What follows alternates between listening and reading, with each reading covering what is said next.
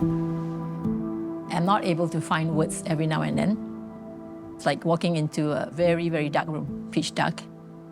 Although I know, like, for example, my hands, of course, my fingers are here, but I cannot see it. So I'm Alison Lim, and I was diagnosed with PPA, primary progressive aphasia dementia, 8 years ago. I was 59.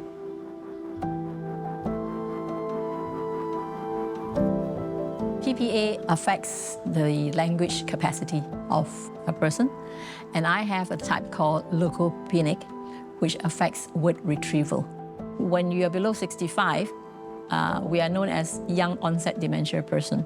So young onset person dementia doesn't last that long because when it hits, actually there are already a lot of damage. We're given 3 to 8 years.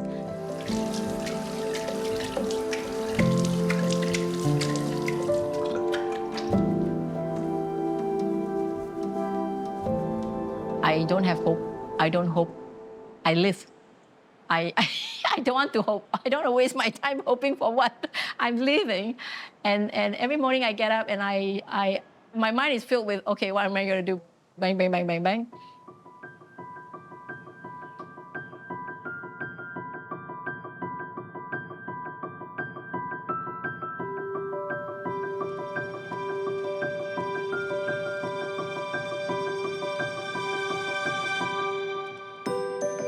When I was diagnosed, I couldn't control my brain. I couldn't control my ability to speak, and then physically, everything went wrong. And when I suddenly realized, hey, it's still me, I still need to do something, and I'm supposed to have 5 to 8 years, so I need to at least have that time for Jamie.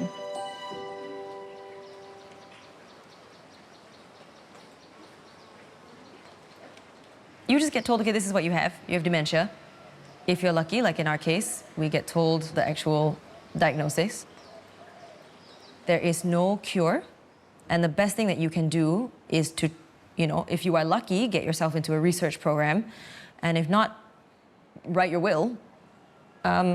You still have to live out the days that you have before that, before the end, And it is presented so blandly.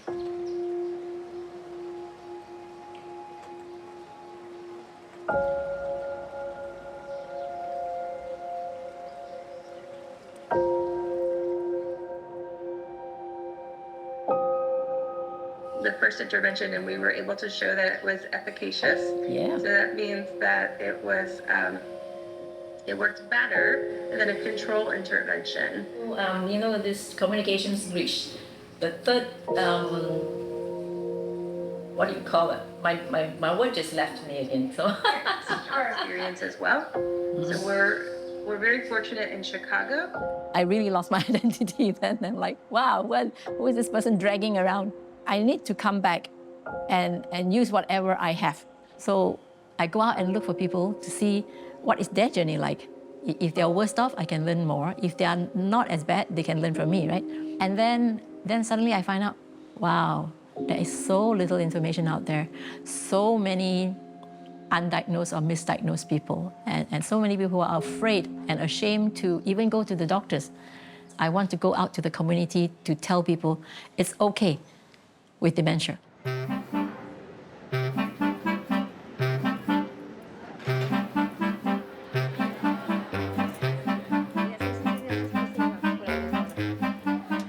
Dementia & Co.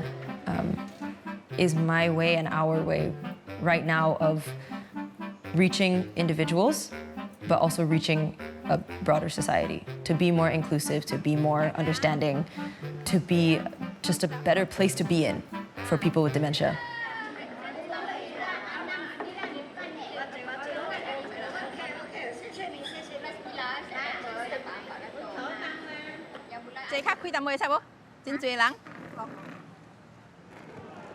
When something happens, especially with dementia, you need your neighbor to come straight away. My partner, how are you?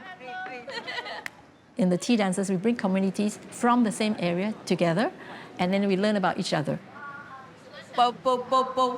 Testing. 大家早上好. How are you? Oh, good seeing you again. So now you rub every single finger like this. Rub every single finger. 硬的一个一个转，一个一个转。Why I'm so happy to come here because you all make me so happy, so I feel much better, right? All the time. My dementia also gone. But I have dementia. Yes. Yes.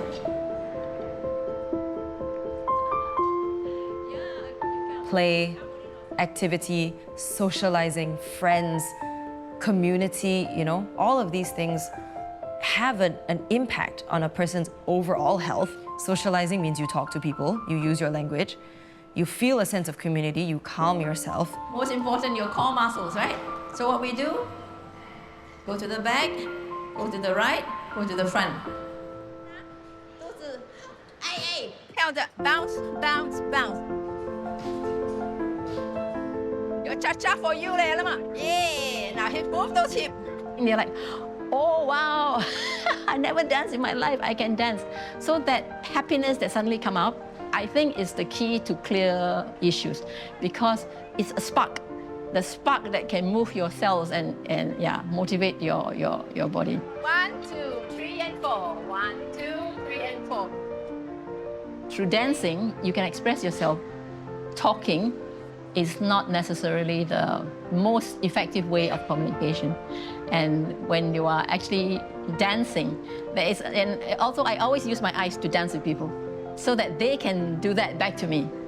And it physically also help the eyes, but the communication that goes through the window of your soul is so important. Cha-cha-cha, out. We have to recognize the things that are healthy for us as people are the things that are healthy for people with dementia. And we cannot cut those people off from those things because they need it more and they get it less. Because of that stigma, that not wanting to go out, to be seen as or looked at strangely. Really? Next time you tell me lah. I come alone. No wonder you wear so nice today. Thank you, sayang. Thank you Good, again, thank you, sayang. sayang. See you, Yes. See you next month. Yes. Enjoy. Yep. Okay. Enjoy with me. Thank you. Bye. Bye. See you again.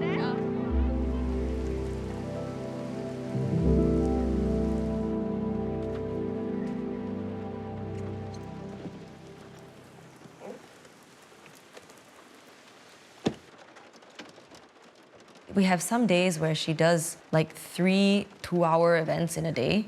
That's like 6 hours out of a day, you know. She really needs to rest in between. And currently she's finding ways to, but I know it's good for her to run a lot of events and keep herself engaged and thinking of all these new things because that's how your brain grows. And the only way to stop it shrinking is to keep it growing.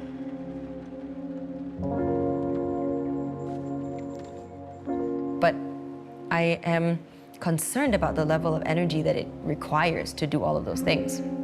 And I know how much energy it requires because I certainly could not, you know, run the 3 events that she does. Okay. Yeah, we should go.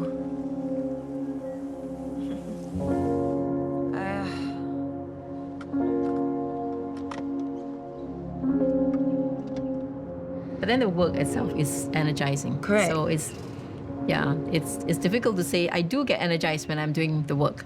The problem is I get overexcited and I get too involved with it. Then I get really tired. You get a little obsessive, I think. So the dancing is the same thing. When we want to dance, we want to dance with pleasure. All our cells happy. Okay, now we're going to try with some soft music.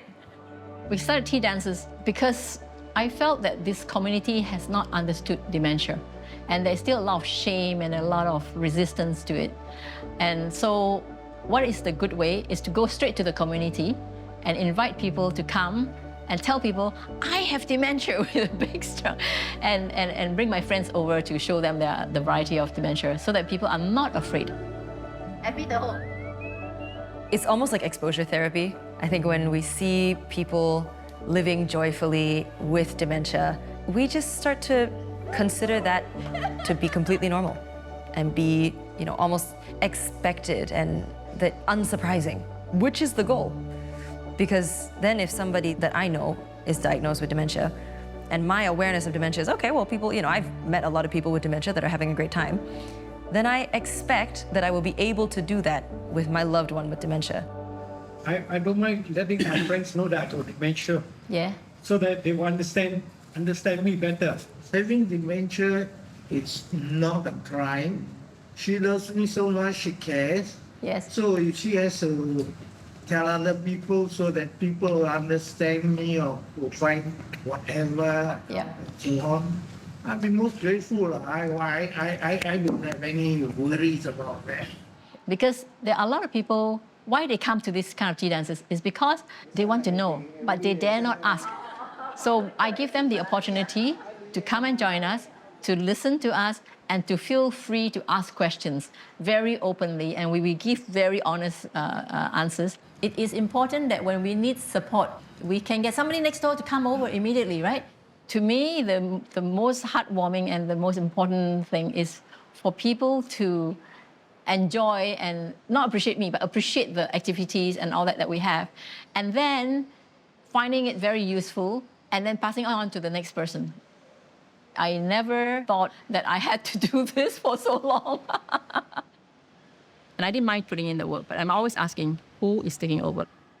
My mom has learned and essentially trained herself in the skill of knowing people and the emotional skill of genuine care, which is something that is difficult to do. I don't have her skill level. I care about these people, but I can't do the things that she does. I don't have the same impact. I don't have the same confidence. I don't interact with people the same way. So even if I do take it over, I'm not going to be her. The question is, can I be effective? And that's a huge question because I don't know.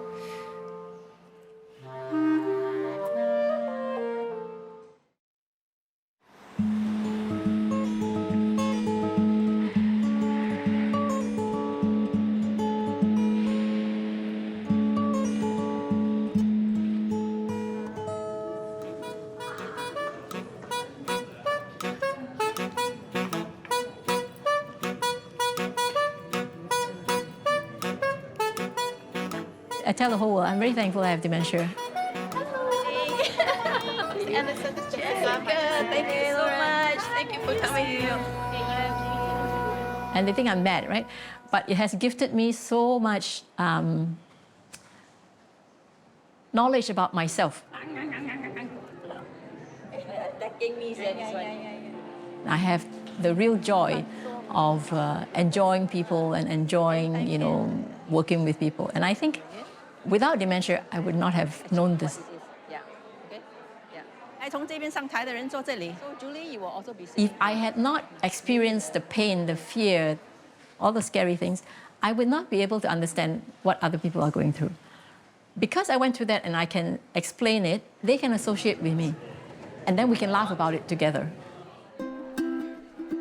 Dementia is the disease, not the person. Why we put on the talent show, actually encourage people with dementia to be relaxed and show up, and also tell the world we still have some talent and we're having a lot of fun. It kind of blows people's minds sometimes for the audience of the talent show that you have the word dementia associated with a feeling of happiness.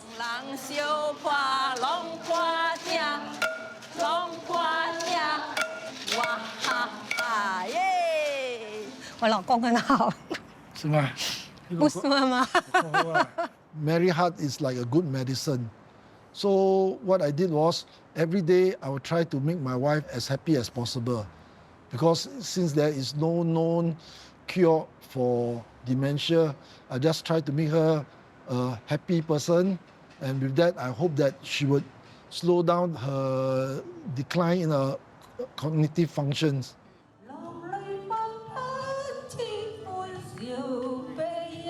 诊断失智症的时候，我真的是很哭，哭了，一直哭，一直哭。You did not expect that somebody as young as in the 50 plus would have dementia.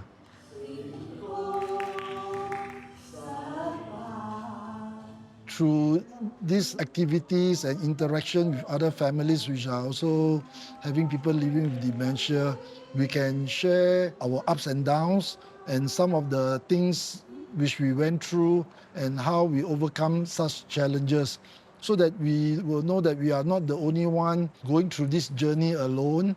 大家都有你帮我，我帮我，另外一个人，我把我的心思帮那个人，你不要问你自己说你没有用，我们还是可以一起走。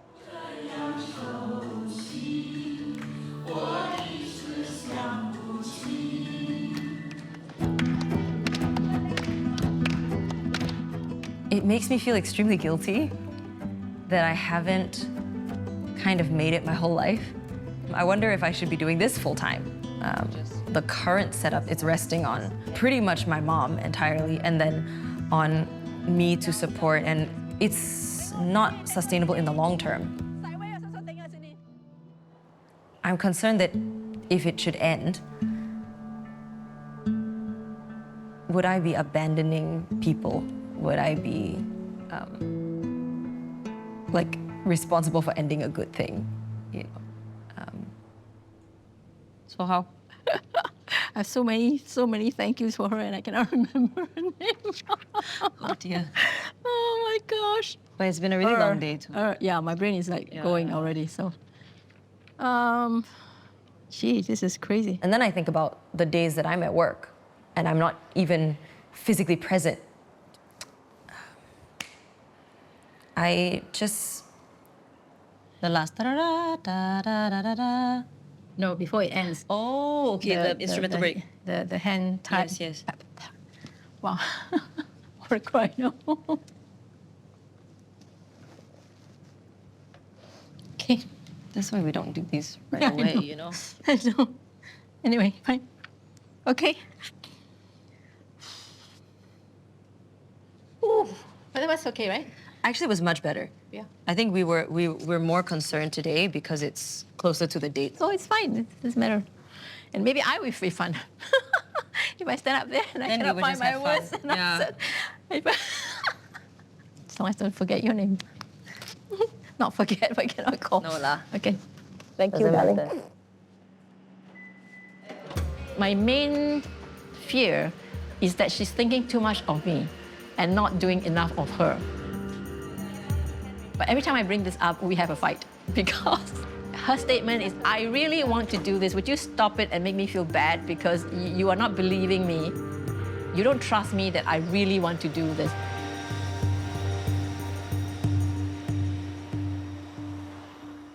I'm not sure if this is the real thing that she wants to do. I don't want to put myself into her path. Before my mom was diagnosed, I didn't know anything about dementia. My expectation was that I would be an adult who was good at adulting by the time I had to adult for someone else, you know? So I think that was more the worry, was like, I felt so small. So I was like, what do I know about anything? What can I do about anything? Yeah.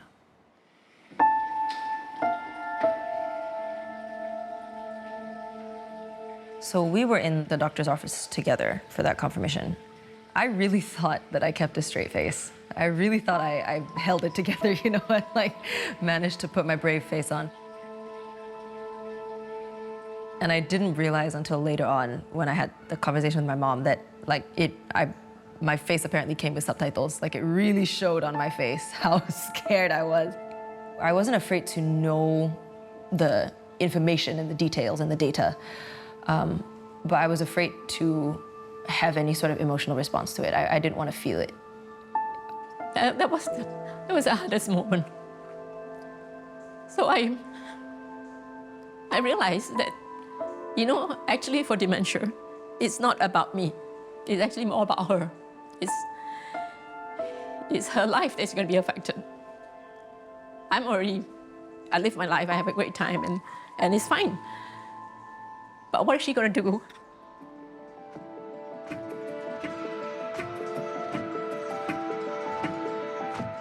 I have this sign in the back here, love the new me, because I am changing. I am changing. And I know every day may be different. Saturday full day, Sunday half day. When I love the new me, I can accept me in whatever condition I'm in. And my care partners can accept me as I change each day, knowing that I will change. I know it could be really rough, but at any point of time, I am able to communicate, at least with my care partner, Jamie, my daughter, on what I have, what I need, what I like, so that she doesn't have to go and guess all of those, right?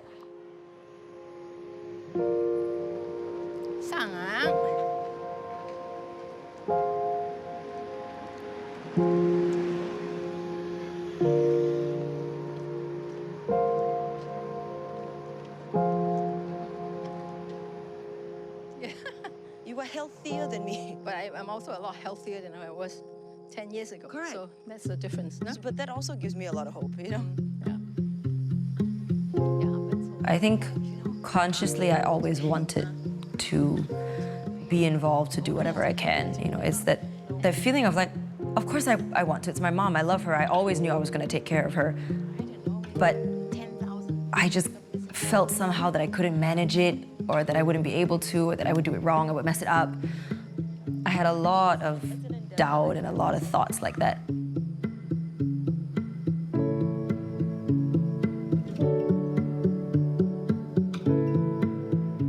There wasn't a single moment that changed my mind. I just realized that, like, wow, I've wasted a lot of time. And I think at one point I thought to myself, just do anything. Do something, anything. But do something. And then you'll find out if that's useful, not useful. My fear is I would leave Jamie with a big problem. So therefore, just to cover that, I need to make sure that I'm healthy for the longer time instead of a shorter one, and also like live in good shape, you know, smile and bye-bye.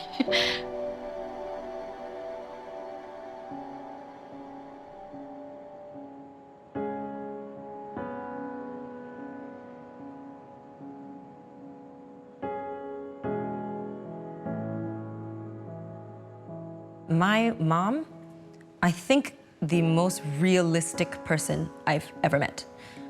Actually, that is what has made her capable of maintaining her neurological level, her health at this point in time, because she has no illusions about what works, what doesn't work, what is or isn't happening.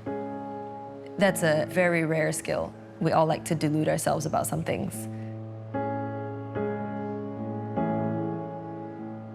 I already wrote out my own eulogy. Oh, cannot find a word. Okay, yeah. Eulogy. I wrote my own eulogy. I don't know when it's going to happen, but I'm prepared for it to happen.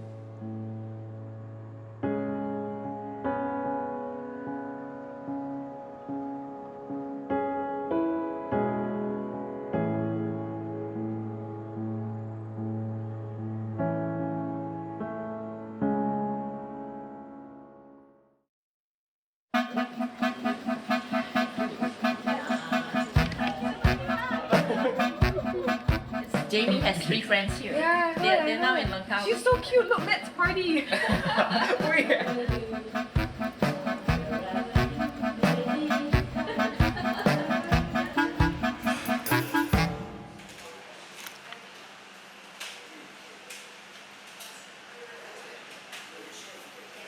Project Forget Me Not is simply put like a by youth for youth like advocacy group, right? So we wanted to provide opportunities to empower youth to learn more about dementia and also to be involved in dementia, in the dementia cause. So today's video series idea will engage the youth through more online means. We started in October 2022. We had to reach out to organizations and ask them like, oh, what does the dementia landscape need? Because we didn't want to just like be another youth group and not address anything.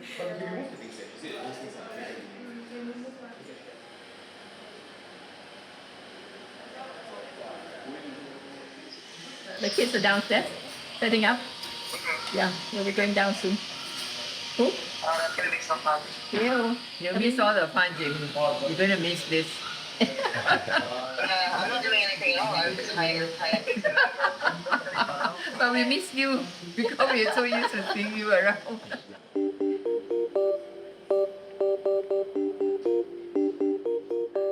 Walk in with style, Daniel.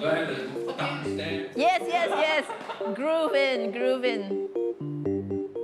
What are some things that you heard about people say about dementia? I think the most common one is that the trademark is that people are forgetful. I don't actually live in Singapore. I travel here quite frequently for project activities. I think the reason I do that is because I see the passion and dedication that everyone in this field sort of has for the cause.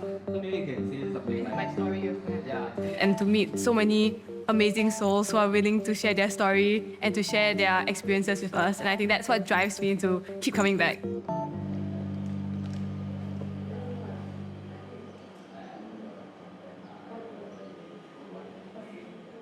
Have you met anyone with dementia and what was the experience like? I think I have, but maybe not like formally, like not like in a long-term setting. Because we weren't preempted on this beforehand, we didn't know he had dementia, but I think along the interview, like watching the demeanor, I kind of guessed that maybe he could have dementia, but I didn't want to like assume anything. Because I think one thing that I learned was that dementia is something that can't be healed, right? You can't completely cure it. You can only slow it down, and I think that's quite scary knowing. Something that is the most surprising from him was the fact that he said that he didn't feel it was scary, right? Because I've always assumed that forgetting is like so scary. It's quite amazing to see him being so like brave about it and seeing them like just kind of like, rather than it's an illness, it's more of integrating it into part of their lifestyle.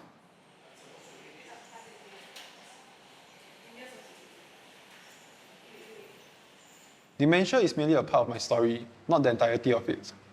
It has taken time and courage to realize that I'm not defined by my diagnosis. So, Uncle, you suffer from dementia? Yeah. I think more than 10 years already. More than 10 years? Yeah.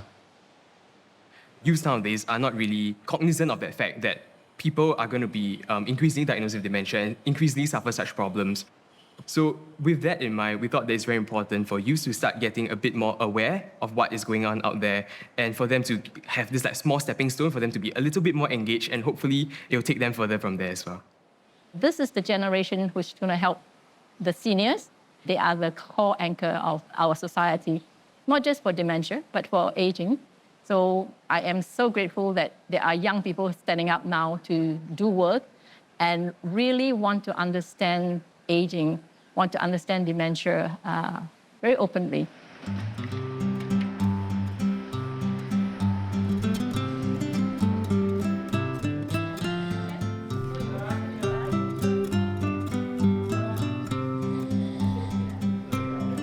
You have a name, Cecile?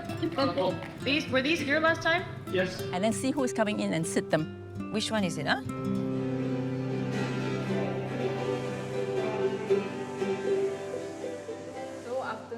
It sounds nice. No, it's not. That's why better. Rehearse it first, right? Okay, I think we're going gonna warm up in a second. All right, we're gonna take a really deep breath to begin with. There's gonna be a bunch of people here just to hear you all sing. So, so we're gonna make sure we sound super good, okay? No.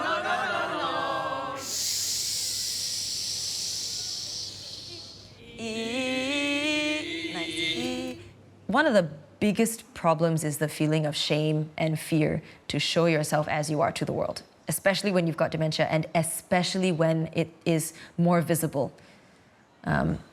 So the kind of courage that it takes to stand up and not just say, I have dementia, but here I am presenting a talent, showcasing a skill that I have or something I can do, it's really quite courageous.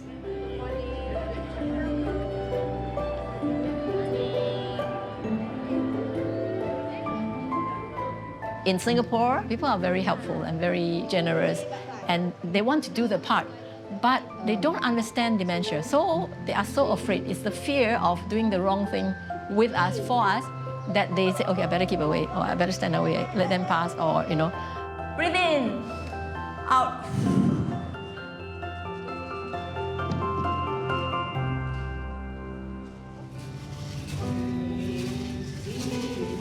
I think the more they hear us, the story directly from us or participate in such a show with us, they can approach us, they can have fun with us, not that we need to be pitied on.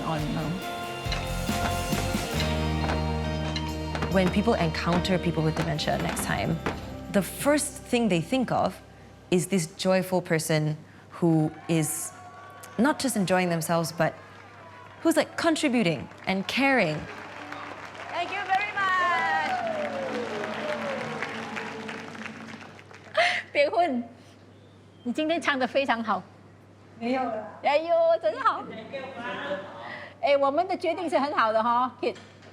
We hope for the same switch to happen in the minds of like institutions, medical institutions, care providers, where the image of a person with dementia is somebody who is the expert of their own experience, somebody who's living their own life and can give you the data that you need. Because instead of looking at the symptoms you expect and then mapping that to the person, look at the person's experience and then figure out how to manage that. No, I'm very tired. I'm very, very tired. Oh, I should have called Serene. She didn't have to. She was with Jinghan just now, like at the bottom of the stairs. So I'm quite concerned with Kim Han and Serene because, Serene gave up her job completely. And Kim Han is actually a person who had a kidney transplant 19 years ago. He may need to do his dialysis again. And now it's not only a concern of money, it's a concern of, is he able to handle that procedure again?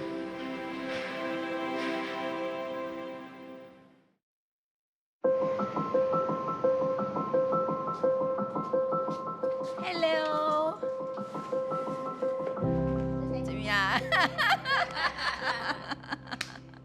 3.5 years ago, actually, he started to have some symptoms which I didn't know back then that it was dementia.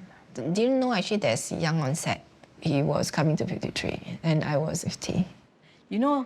At the Stroke Foundation, Yeah. I was talking to these ladies, and then he knows it's quite serious. And he went to sit down, and then the minute she started crying, he went over. Look at him. Oh, 金汉，谢谢你哦，昨天。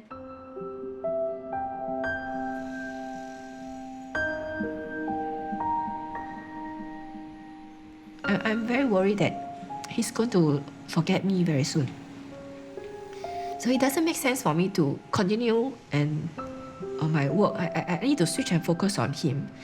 I wanted to create the more memories with him while he still remember me. I give myself like half a year to help him to get into a routine.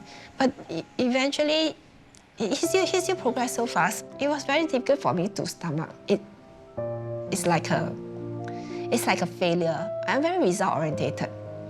So when I put in my full time to take care of you, and yet you are not improving. You didn't even stop at where you are.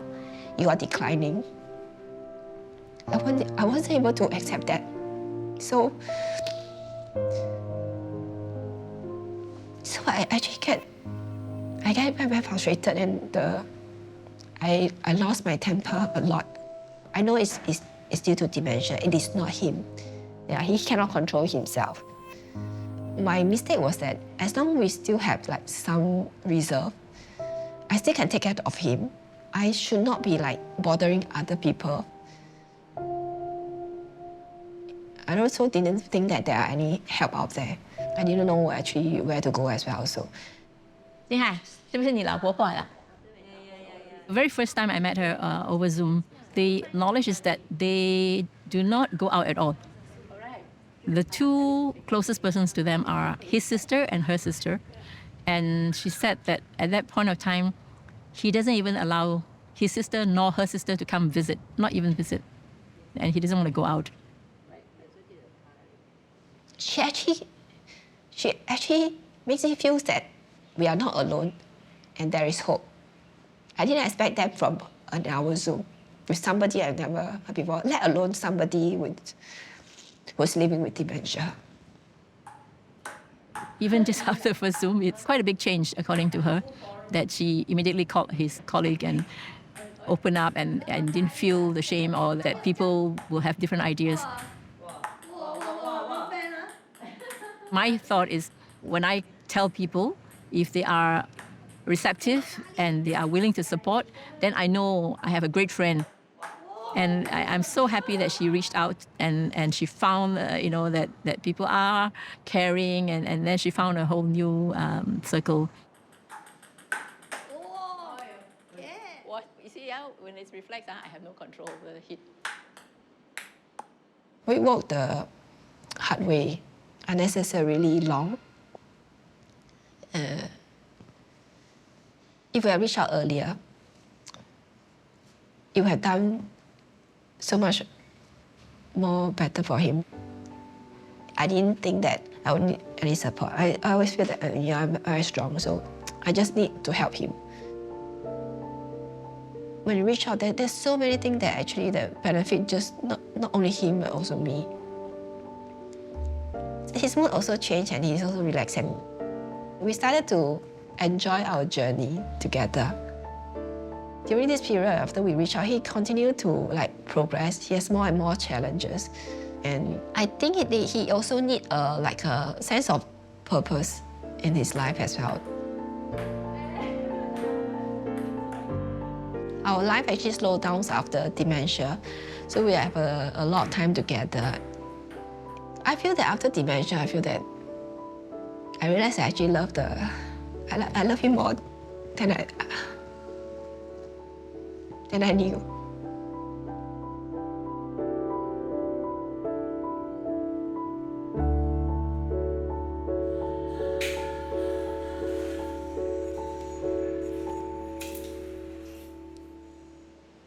I watched a couple who were lost to now where they're leading and inspiring other people out there. And the care partners are looking at these people and, my gosh, somebody with dementia is out there supporting other people. They are there cheering other people out. And what am I crying about, right? That's really a lot of power, silent power that they have.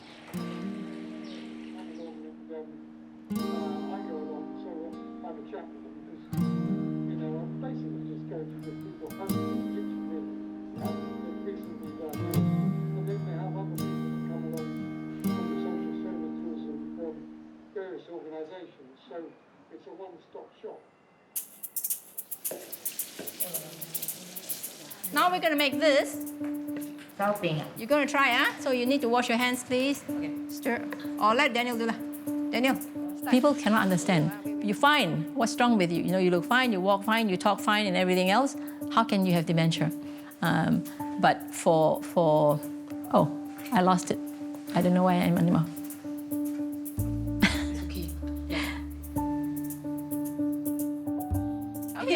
He's just hitting it like a steak now. Come here and watch him properly. So that's how a pilot does it. Dementia does not discriminate at all, yes.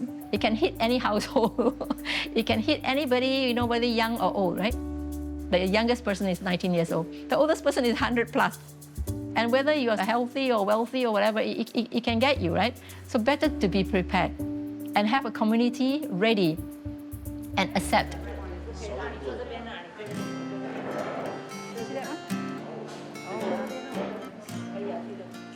How do we feel about new challenges that is coming up our way? He's actually an easy person to look after, not very difficult. See, all you have to do is just to leave him alone and not to bother him too much. He doesn't like to be told what to do. He goes home by himself. After 1 hour, I will call him to see whether he's at home or not. And he also has got a tracker where my son can track him also, in case there's anything. Romeo, did you like that? You are so independent, right? Yeah. No problem. As of right now, just the basic interactions, day-to-day interactions, although it's still quite enjoyable most of the time, at times, due to the mood changes and the mood swings, it can get challenging in those interactions.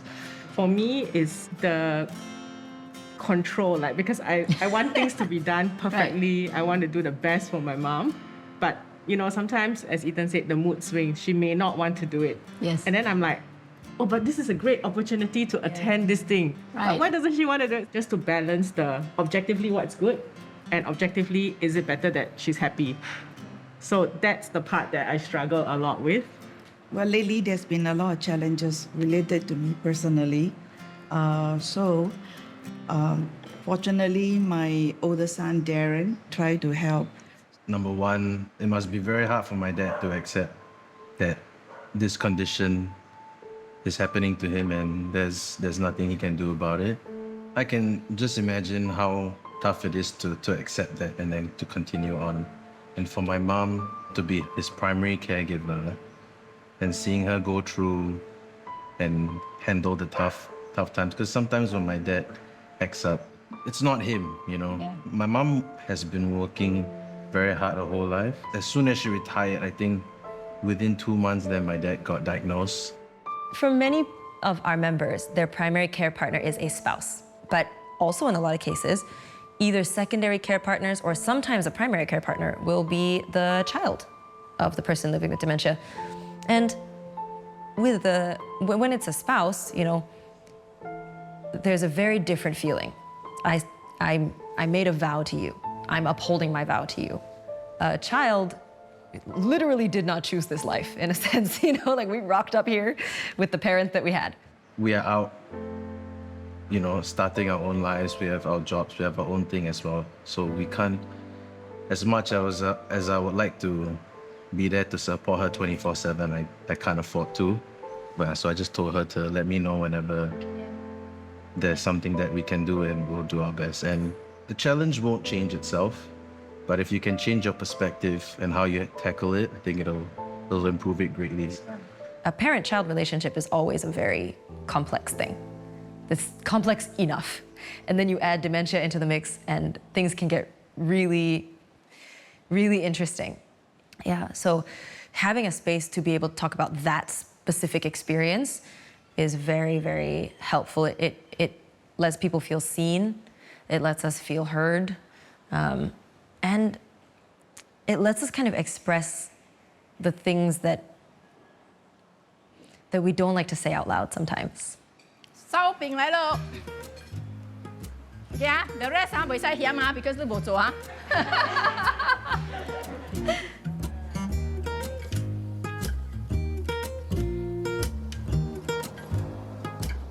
Before, many people were hiding and, you know, like they don't even want people to know that they have dementia.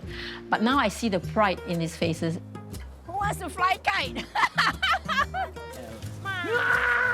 Wait. 靚仔 help me, Ken. One more. Happy New Year! Happy New Year! And they feel the joy of supporting other people. And that's what we need to have to multiply that. I tell you, everybody can fly kite.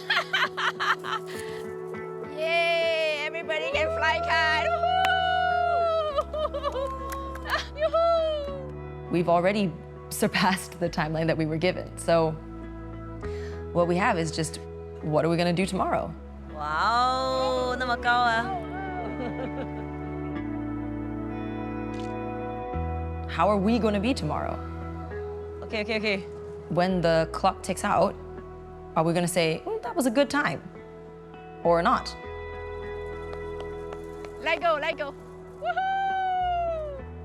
Every night when I go to bed, I said, hey, I quite like this person. And I told my daughter, that's what I want to feel when I leave. Yes!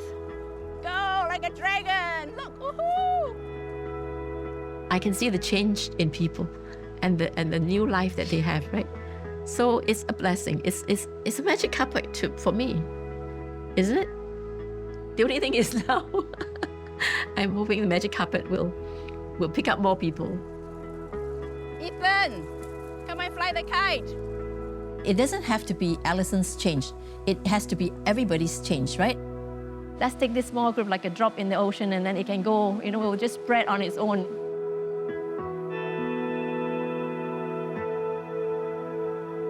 Nice job, Mom.